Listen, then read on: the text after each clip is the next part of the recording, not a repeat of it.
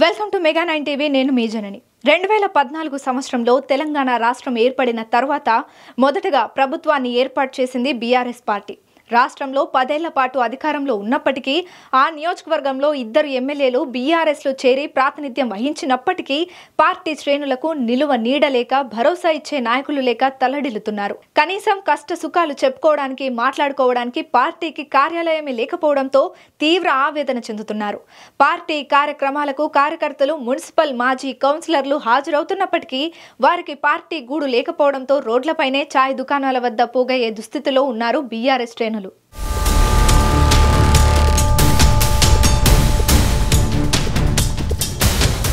భద్రాద్రి కొత్తగూడెం జిల్లా ఇల్లందు నియోజకవర్గంలో 2 సార్లు జరిగిన అసెంబ్లీ ఎన్నికల్లో కాంగ్రెస్ పార్టీ అభ్యర్థులుగా కోరం కనకయ్య, బానోత్ హరిప్రియ గెలుపొంది తర్వాత అధికారంలో ఉన్న బీఆర్ఎస్ పార్టీలో చేరిపోయారు.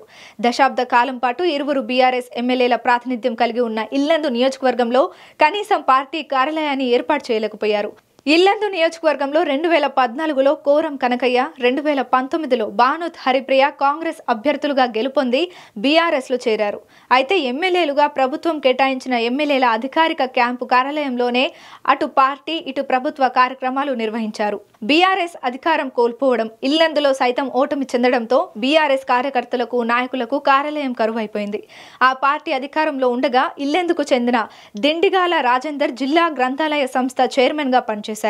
ఇల్లెందు మున్సిపల్ పాలక వర్గంతో పాటు నియోజకవర్గ వ్యాప్తంగా మెజారిటీ జెడ్పీటీసీలు, సొసైటీల అధ్యక్షులు, ఎంపీపీలుగా బీఆర్ఎస్ నాయకులే కొనసాగారు. అయితే అనేక మంది నాయకులు పార్టీ ద్వారా పదవులు, అధికారులు అనుభవించినప్పటికీ నియోజకవర్గ కేంద్రంలో పార్టీకి శాశ్వత కార్యాలయాన్ని ఏర్పాటు చేసేందుకు శ్రద్ధ చూపకపోవడం గమనార్హం.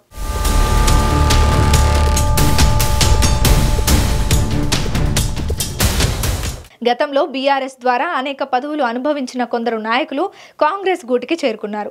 గత ఎన్నికల్లో ఓటమి చెందిన మాజీ ఎమ్మెల్యే బానోత్ హరిప్రియ ప్రస్తుతం నియోజకవర్గ ఇన్ఛార్జిగా వ్యవహరిస్తున్నారు. అయితే ఆమె టేకులపల్లి మండలం కేంద్రం నుంచి అడపాదడప రాకపోకలు సాగిస్తున్నారు. పార్టీ కార్యక్రమాల్లో పాల్గొనడం, హైదరాబాద్ లో జరిగే పార్టీ కార్యక్రమాల వరకే పరిమితమవుతున్నారు.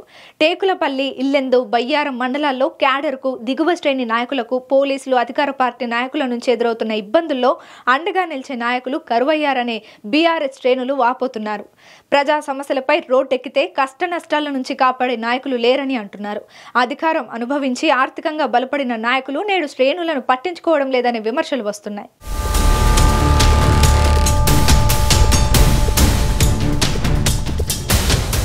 ఇల్లెందులో బీఆర్ఎస్ నేత దిండిగల రాజేందర్ కు చెందిన పాత ఐస్ క్రీం షాపునే కార్యకర్తలు అడ్డాగా వాడుకుంటున్నారు.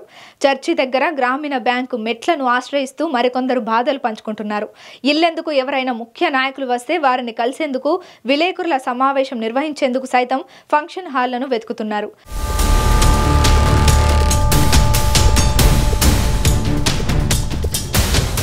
కొసమెరుపు ఏమిటంటే అంతర్జాతీయ మహిళా దినోత్సవం సందర్భంగా ఇల్లెందులో మెయిన్ రోడ్ పక్కన ఉన్న ఓ సినిమా థియేటర్ గేట్ ముందు మాజీ మహిళా కౌన్సిలర్లను సన్మానించారు. స్థానిక సంస్థల ఎన్నికల్లో పోటీ చేసేందుకు అభ్యర్థులు కూడా ముందుకు రాని పరిణామాలు ఇల్లెందు నియోజకవర్గంలో నెలకొన్నాయని ఆ పార్టీ కార్యకర్తలు వాపోతున్నారు.